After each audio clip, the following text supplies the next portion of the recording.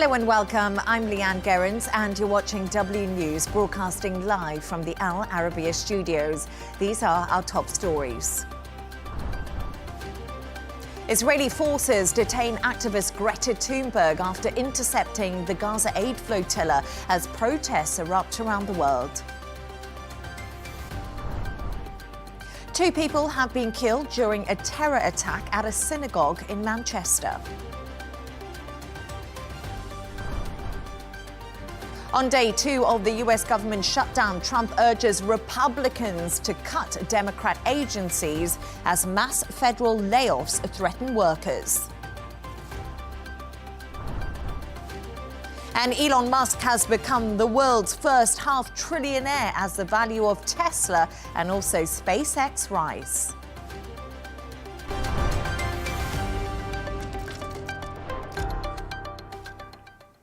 Now, the death toll from a 6.9 magnitude earthquake that struck central Philippines has risen to 72, and nearly 300 people have been injured. Many more remain missing, and reports say over 170,000 were affected by the disaster. Plus, there are fears of aftershocks, as Patrick Falk reports. Rescuers working through the night to clear rubble in the city of Bogo in Cebu province. Bogo was the epicenter of the quake, the deadliest to hit the Philippines since 2013, when a 7.2 magnitude trembler killed more than 200 people. Here, the bodies of a missing mother and son trapped under a house were retrieved. Sporadic rains and damaged bridges are hampering efforts to save lives. It's unclear how many people remain missing, but officials expect the death toll could still climb. Meanwhile, survivors are struggling with widespread power outages and displacement. Many people have been forced to sleep outdoors in tents. Some gathered in open spaces to collect relief supplies. Reports say the quake destroyed at least 87 buildings and nearly 600 houses in Bogo. There was little left of this McDonald's outlet besides the signage. Security guard Mark Ochair witnessed the moment it came crashing down. It really collapsed. It was like, bam! And then the other side of our building collapsed. It's a good thing that all of the people were all out front. Ochair fears there may be more to come. Many people are still reluctant to return home. We are still anxious because there are still aftershocks.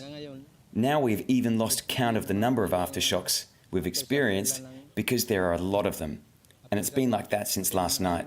I haven't even managed to get any rest yet. Outside Cebu Provincial Hospital, more than 24 body bags were lined up on the pavement. For many, the pain of discovering the lifeless bodies of their loved ones was too hard to bear. Others felt lucky to have escaped unscathed.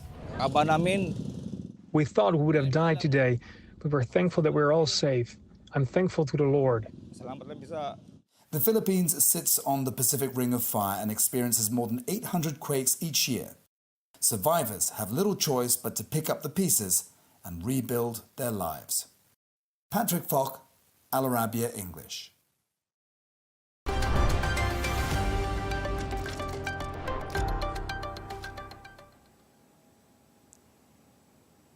Activists, including Swedish climate campaigner Greta Thunberg, have been detained by Israeli forces who intercepted a flotilla carrying aid to Gaza.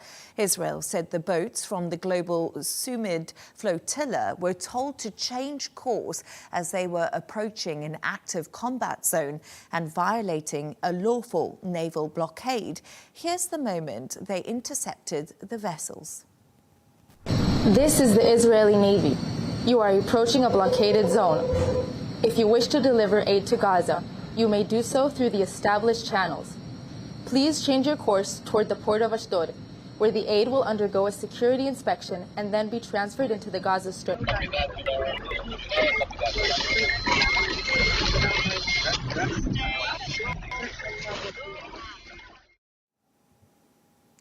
For more on this, I'm joined by Saif Abukeshek from the Global Movement to Gaza. It's a pleasure to have you on the show, Saif. Thank you for joining us. We just saw that video there. How safe is everyone on the aid flotilla following the interception from the Israeli military?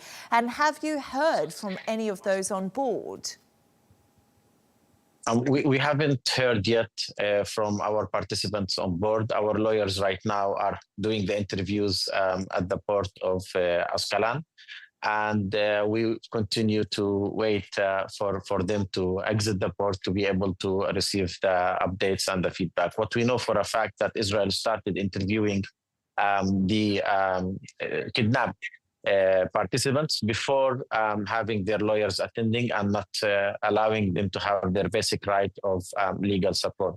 And it would have been great to show, in addition to the video of the Israeli soldier informing of the arrival of the flotilla and the message about where aid should be delivered to our response. Because our member of the steering committee, also Thiago, sent a very clear response why the aid has to go through the flotilla, why we have to move in this direction, because of the violation of international law, because Israel using humanitarian aid as a method of starvation against the Palestinian people, because there is a genocide happening in Gaza.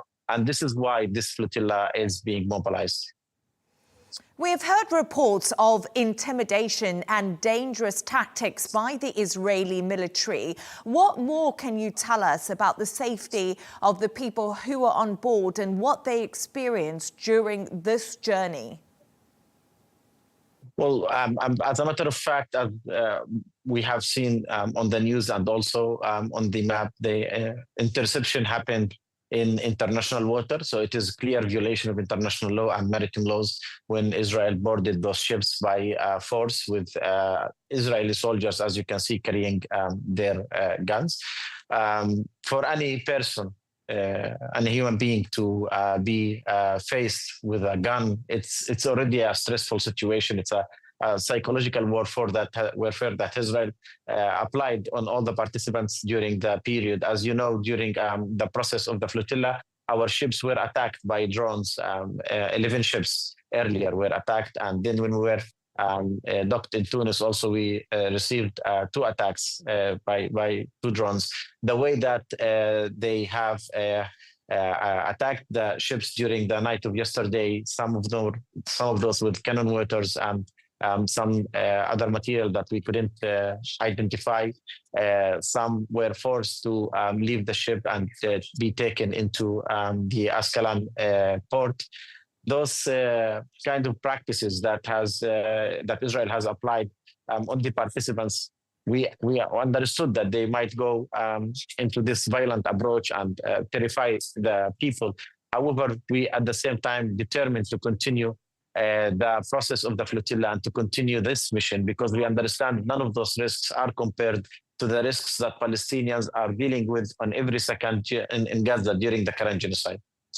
And Saif, the Israeli government has characterized the flotilla as a selfie yacht. Greta Thunberg and her team had tried this before and actually failed. Is this just a very expensive publicity stunt which has caused a lot of trouble for other countries? I don't really understand the concept of causing trouble for other countries when genocide is happening. We have been witnessing genocide for 22 months. Are we saying that the life of Palestinian civilians do not matter? Are we saying that children being starved to death is okay? Are we living today in a moment where broadcasting genocide and witnessing it doesn't move anything in us? Israel has been violating international law for years now, and it has been investigated for genocide crimes. We have received a few weeks ago a report from United Nations that literally says that Israel is committing genocide. We saw how humanitarian aid deliveries in Gaza is being used as a trap to kill more civilians. The way that hospitals were bombed, schools, universities, community centers, journalists, your own colleagues in Gaza, even representatives of international organizations. Israel has no credibility regarding the accusation that they do. And for people to risk their life through the Mediterranean just for a selfie, I think they would have found other areas or other adventures. People came together because they don't want to be complicit. We came together because we cannot bear it on our conscience that we live in a time where our children will grow and ask us, what have we done to stop genocide? What have we done to stop the massacres and the starvation of children and babies in Gaza?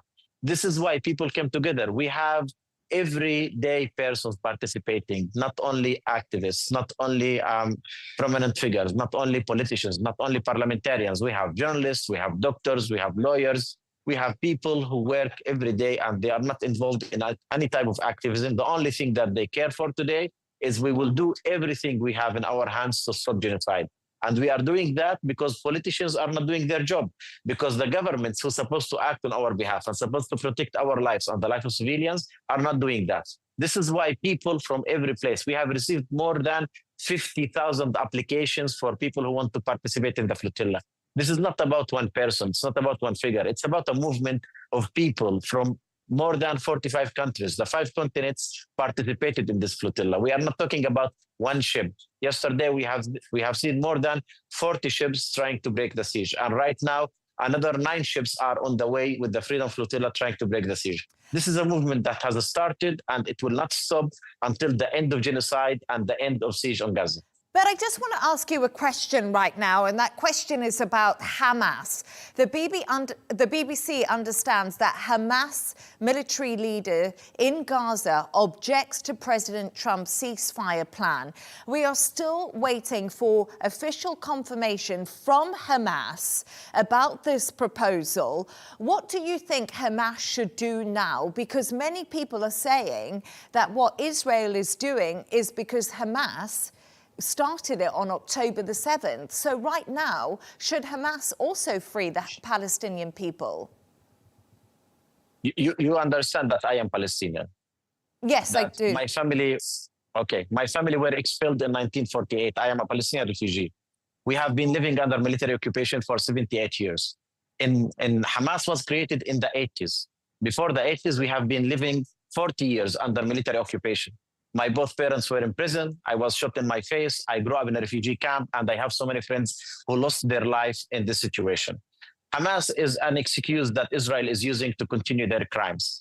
And in the West Bank, Hamas is not governing. It's the PA that is governing. However, there are more than 600,000 Palestinians who were displaced from their homes, that they are not anymore able to go back to the refugee camps in Jenin, in Tulkarem, in Nur Shams. If we want to find a justification for the starvation of young children, of women, of civilians, we can find any justification that we want to look for. But the truth is, the ones who are violating international law, the ones who are intercepting civilians in international water is the government of Israel. The ones that we can see resolutions coming from all many countries about their actions is Israel. Israel has declared a few days ago, when several countries recognized the Palestinian state, that there is no Palestinian state, that they will not allow a Palestinian state to be established. It is about time that we stop complicity of media, complicity of politicians and investors in those countries who perfectly just promote war. We have seen one of the advertisements that Israeli companies are using to promote their products. They have promoted a drone that was following a civilian in Gaza between the bombed houses. And after that drone managed to bomb that civilian, they announced our drones are effective. This is the type of promotions that Israel is doing. They are producing war for other countries, and that's not acceptable. We cannot have it on ourselves. I'm not a spokesperson of Hamas. I'm not a member of Hamas. I cannot tell you what they should do. What I can say for a fact that anyone who stays silent in the moment of genocide is complicit. If there is any person today that is okay with the starvation of babies and civilians until death, then this person should be checked. We cannot allow this in our daytime. We cannot allow this in our lifetime. We have to act as civilians. We have to act as civil society, because politicians are not acting. Because Israel is publicly saying that they will displace all the Palestinians outside Gaza and they will annex all of the West Bank. Saif, thank you so much for taking your time to speak to us. I'm now joined from Rome by journalist Elena Travatoni. Thank you so much for joining us. So people have gathered in Greece, Italy, Germany, Tunisia and Turkey to protest against Israel's interception of the aid flotilla. You are currently in Rome. Are you surprised by the widespread demonstrations as anger does build over Israel's blockade on Gaza? Well, Leigh-Ann, it's actually not a surprise because it's been building up over past weeks. There have been demonstrations here in the last weeks. 10 days ago, there were some huge general strikes that pretty much ground Italy to a halt. And as soon as the news came out last night about the flotilla being intercepted, people just ran for the streets. I was actually in Milan last night and I saw people running to designated squares where it had been indicated to gather for protests, and that happened across 100 squares around Italy. People feel this very, very, very strongly. I'm not surprised at all, and no one is really surprised. And what's actually incredible is, this is a peaceful movement. People are trying to transmit the message that no violence is acceptable, and violence at these extreme levels is something that everyone should be protesting. But what's incredible about these demonstrations is that they sort of cut through political parties. There are people from all areas of society, from the extreme left to the extreme right. People are out on the street in Italy. Behind me is a small bastion of the protesters, but everyone has relocated tonight to the Colosseum, where there's going to be a big sit-in overnight before the big general strike tomorrow. And I want to talk to you a little bit about this general strike tomorrow. Italy's Prime Minister, Giorgia Meloni, has criticised the Gaza flotilla and a planned general strike, as we've been talking about, in the country tomorrow. Is she right that this does nothing to help the Palestinians and union workers just basically want the day off?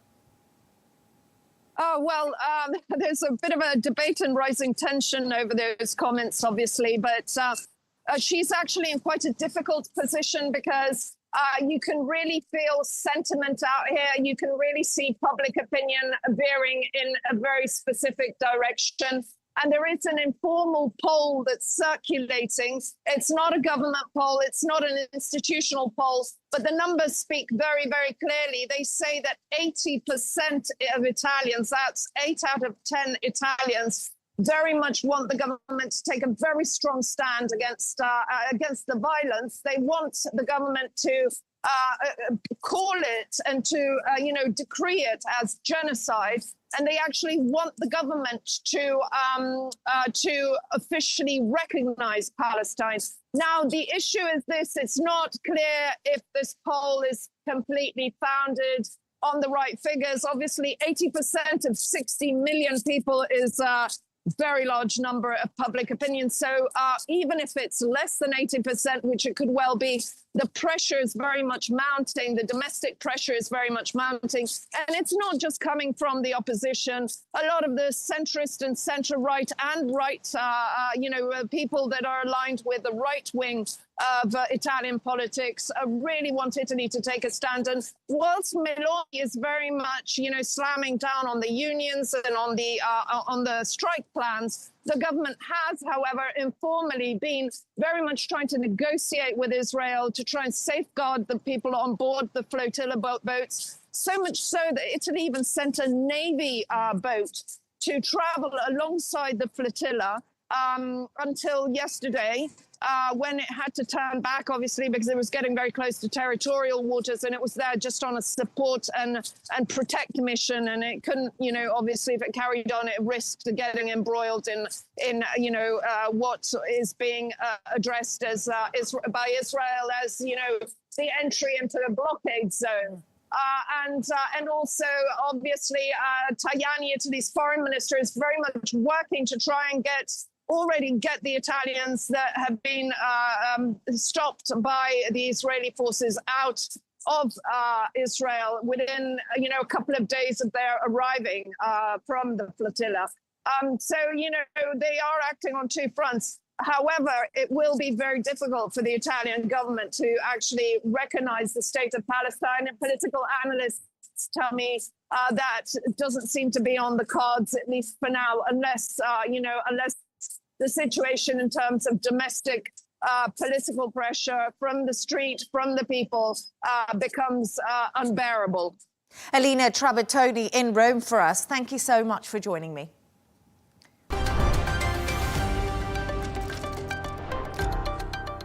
Now, 2 people have been killed during a terror attack at a synagogue in Manchester. The major incident has taken place on the Jewish holy day of Yom Kippur, and the suspect was shot by police. For more on this, I'm joined by correspondent Ollie Barrett, who is in Manchester. Ollie, thank you for joining us. 2 arrests have been made after today's synagogue attack. You were on the scene. What more do we know?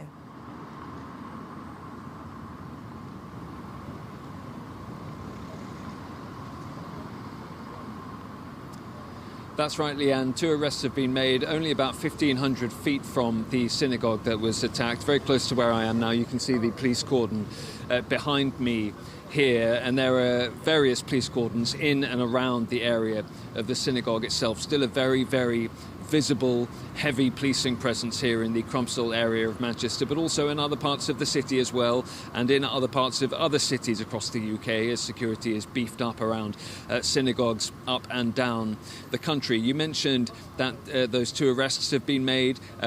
We await to hear more detail about that. You also mentioned that 2 people have been killed in this attack, and they were 2 people of Jewish faith who were at the synagogue on the holy day of Yom Kippur. We're told also by police that 4 further people are seriously injured. What eyewitnesses are saying, Leigh-Ann, is that the vehicle that was driven by the suspect went quickly towards the crowd at the synagogue, and then the suspect, the attacker, got out of the vehicle with a knife and started attempting to stab people after that as well. Now, the bravery of people who were at the synagogue at the time has been praised by police and eyewitnesses as well, as actually stopping the attacker getting further into the synagogue premises itself, potentially stopping a much worse attack than that which unfolded. The police were on the scene within 7 minutes of getting a first emergency call, and not long after arriving, they shot the attacker dead, and that was partly because he appeared to have an explosive device of some sort, or at least seemed to have an explosive device on him. Police confirming that the attacker has been killed. They say they believe they know his identity. The other thing that we have been hearing from police is that they are trying to reassure different parts of the community here in Complicit. This, as you've been saying, a holy day in which many members of the Jewish community come out and go to their synagogues, and obviously don't expect something like this to happen. That said, many members of the Jewish community here have been saying that they have been fearing that something like this might happen somewhere in the country because of heightened tensions over the Middle East. But in terms of the police cordon here, as you can see, still a very heavy policing presence, although police are trying to reassure the local community that they believe that this particular incident is now over. And Ollie, the Prime Minister flew back to the UK today in light of this attack and is holding an emergency Cobra meeting. Who is there and what is going to happen behind closed doors? Basically, what's the point?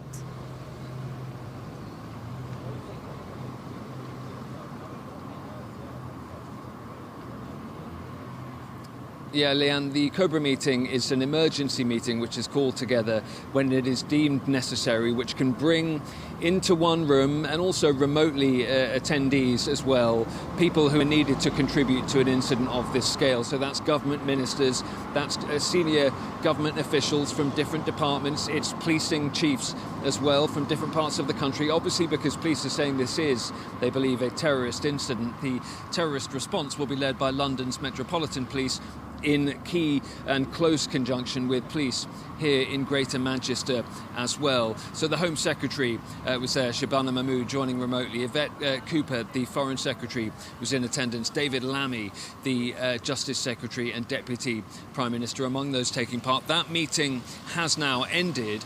And really, as I say, the point of it is to make sure that there is a joined up approach and response to what unfolded earlier today from a governmental level. Ollie Barrett, who's in Manchester for us, thank you so much.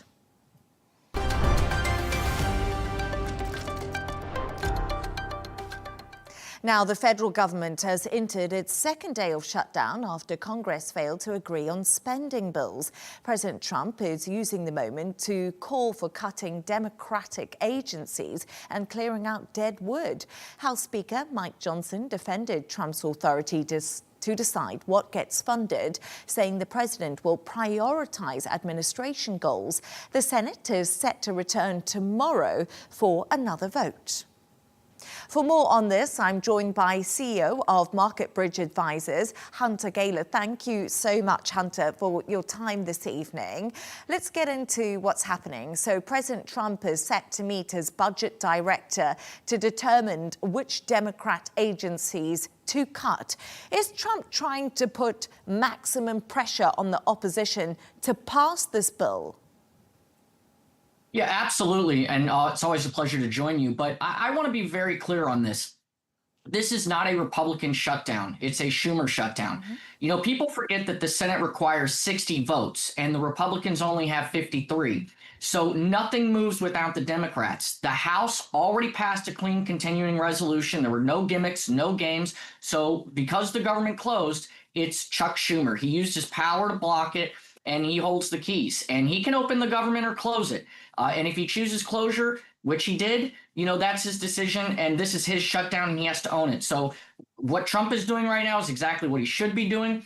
And just a few moments ago, House Speaker Mike Johnson came out and said Chuck Schumer himself said it would be reckless and irresponsible and dangerous to shut down the government. But now he is leading the exact charge in doing that. So we'll see how the vote goes tomorrow. But, you know, this is a Schumer shutdown. Nothing more, nothing less. And let's talk about that a little bit, the Schumer shutdown, because Republicans have also blamed AOC for the shutdown and labelled it at the same time a Schumer shutdown. So I've heard both AOC and Schumer. Yeah. So who do you believe is truly responsible for this government shutdown? 100% Chuck Schumer. In reality, under the Senate rules, there's 60 votes are required. And, you know, as I mentioned, the Republicans hold 53. You know, I think because he's getting so much, it's just political pandering. That's what AOC is doing. Anytime she can get her name in the news or in the media or make it all about her, she will. But, you know, we call it a Schumer shutdown because the responsibility rests with the one man who holds the keys and refuses to use them responsibly. OK, so the White House press secretary Caroline Leavitt says that President Trump could fire thousands of workers. Do the Republicans see this now, Hunter, as an opportunity to get rid of agencies that basically waste taxpayer money and, as Donald Trump said, are dead wood? Absolutely. I think he's doing the exact right thing. If they're going to sit down and shut down the government, why should we be paying these people? It's our hard-earned tax-paying dollars that are going to, you know, these people in these useless positions. I mean, the federal government is one of the largest employers in America, and that's a lot of money that goes to a lot of people. And so, you know, if they want to shut down the government, then as it's shut down, these people should be starting to be furloughed and laid off and start saving the taxpaying dollar or start saving the taxpayers' dollars because, you know, it's just irresponsible for what the government's doing. So Trump has absolutely all right to go in and use this time to start slashing and limiting the size of government. So I think he's on the right path. You say that, Hunter, but do you think this will have a wider effect on the economy? Because you say furlough jobs and cut jobs, that will just add to the US jobless rate and the data that we see coming out. And it could have a wider impact on people's jobs and spending abilities within the US economy. And we also know that Donald Trump wants the Fed to cut interest rates. But it all seems a little bit difficult if you're going to cut thousands and thousands of jobs. Well, he's not cutting jobs in the private sector. These are public sector jobs. The government doesn't create anything. Free markets create things. So if you work in the government, you're not creating things except bureaucratic red tape. And by the way, when the government shuts down, the markets go up. The NASDAQ's up. As of right now, it's up, and the S&P was up and the Dow was up. So as far as I'm concerned, if you work for the government and you don't actually produce things, right, then I don't count federal jobs as part of employment numbers. Okay, no problem. Understood, but they would be added to the employment numbers just to make that argument when it does come to this, because that's something that people have been raising concern about. And I was just wondering if you think it is a problem, but obviously you don't. There has been rumor that Trump is not worried at all about this government shutdown, but some Democrats and other analysts are saying he possibly should be, because we know the longest shutdown in US history was between 2018 and 2019. That was under Donald Trump's government too, and it did really affect the economy. Do you think he should be at all worried about his voter base? No, I'm not concerned about it at all. I don't think he should be concerned about it. I think his voter base is saying, listen, we elected him to do his job. He's doing his job. And look, he's in a hostile environment with the Democrats and AOC and all of these things that are going on. So no, I don't think he should be concerned at all. I think they'll come to a quick and swift resolution on this, and the world will get back to moving. I mean, it's not affecting my job. And as far as I'm concerned, the longer the government is shut down, the private sector can move. So I think when people tie too many things to, the government to the economy, that's not a good thing. And if Trump is out there saying, yes, lower interest rates, which we got a little bit, hopefully we get more, this is just nothing more than political theater at this point. Well, the good news is President Donald Trump is also still getting paid, as we know, Hunter. But I just want to move on to another topic. Well, wait a second. He's never taken a paycheck, though. He's never taken a paycheck. But he still gets his paycheck, even if there's a government shutdown. I know he's never taken one, but theoretically, he still gets paid, while other federal workers are not being paid. But the federal workers, what are the federal workers doing? The reports have not come out of which federal departments are being fired. And so, if these people that are showing up that I would argue are the quiet quitters that don't do anything in Washington, and Washington is already, way overemployed. So, I just think it's irresponsible for people to make these type of talking points saying that, if you work in the government, I'm not getting paid to do a job. No, if the government shuts down, it's shut down. You're getting paid if you're not doing work. Well, I'm glad that both of us are getting paid today, Hunter. Thank you so much for joining me. You and I both. Yeah. Thank you. Thanks.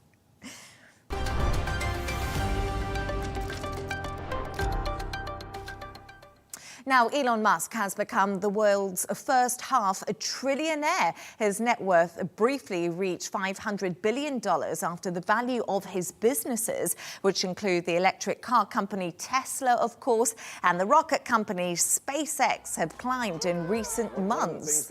For more on this, I'm joined by consumer broadcaster and also author Kate Hardcastle. Kate, thank you so much for joining us this evening. So, as I just said, Elon Musk has become the first $500 billion man. What is it about the person Elon Musk that just makes him so successful as a brand? Well, thanks for having me. And as you mentioned, it was very brief because it dipped straight back down. The reason we got to that number is because it's been very much based around one of those companies you mentioned. Tesla has been finding good grace again with consumers, it seems, and particularly with investors. So the worth of the business went up, and therefore, because Elon's worth is based on the share value, the market, and what investors see as the opportunity ahead, that's why we've hit that figure. But you mentioned somebody who is certainly doing well in terms of the financials. He is quite a divisive character. He's a character that has certainly got his own brand, and some people really applaud and see him as the disruptor, the maverick, almost this bull running against the rest of the crowd, doing things differently. I've interviewed people who've worked for him who talk about his 5-minute rule for everything, how efficient he is.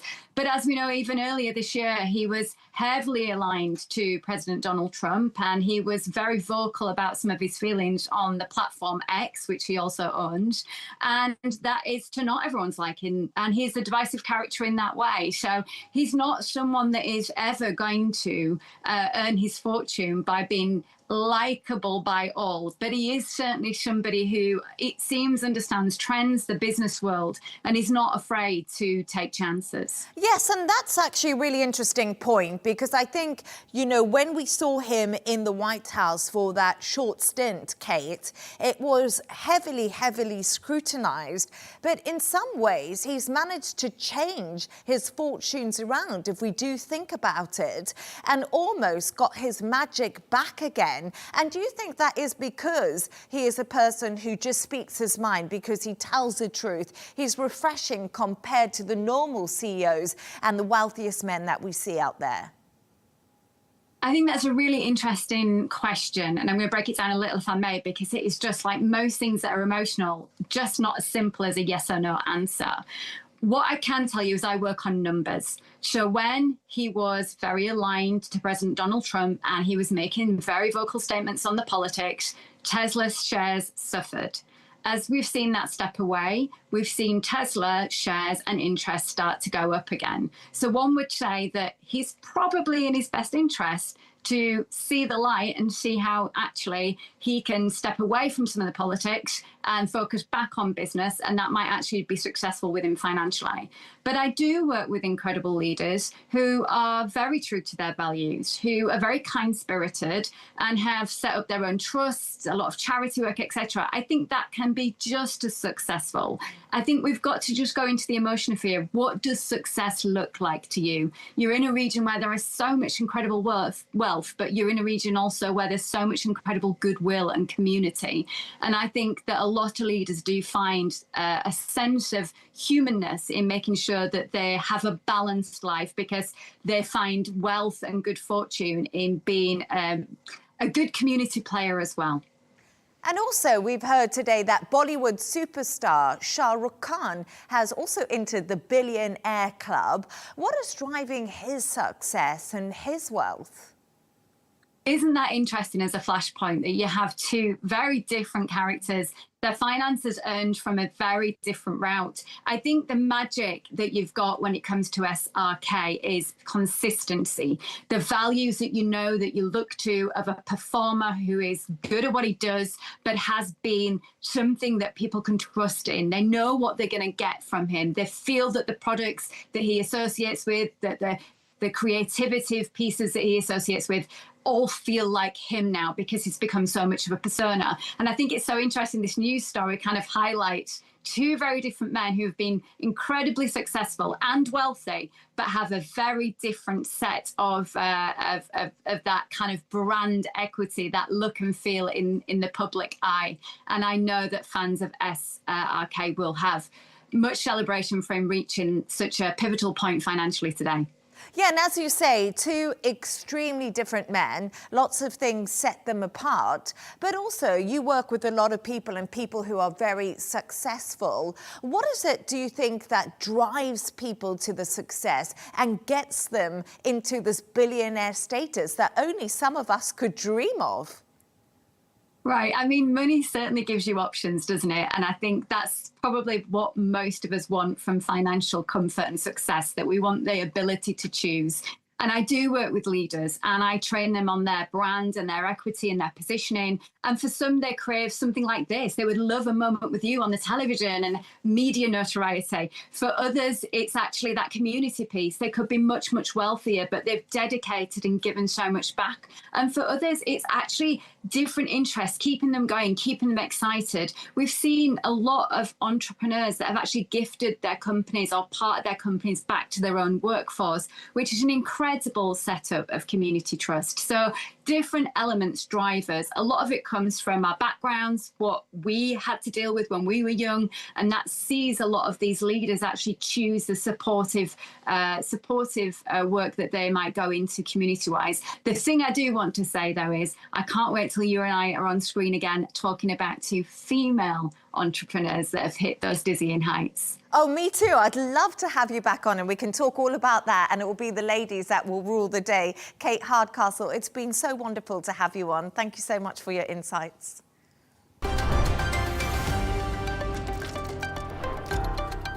A reminder of our top stories.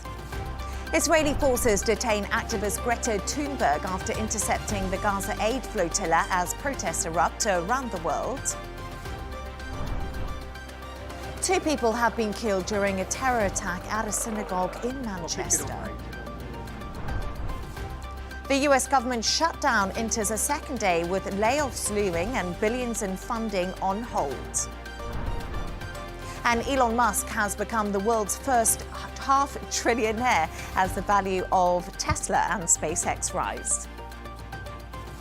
And that's all from us on W News. Don't forget to subscribe to our YouTube channel and, of course, follow us on X.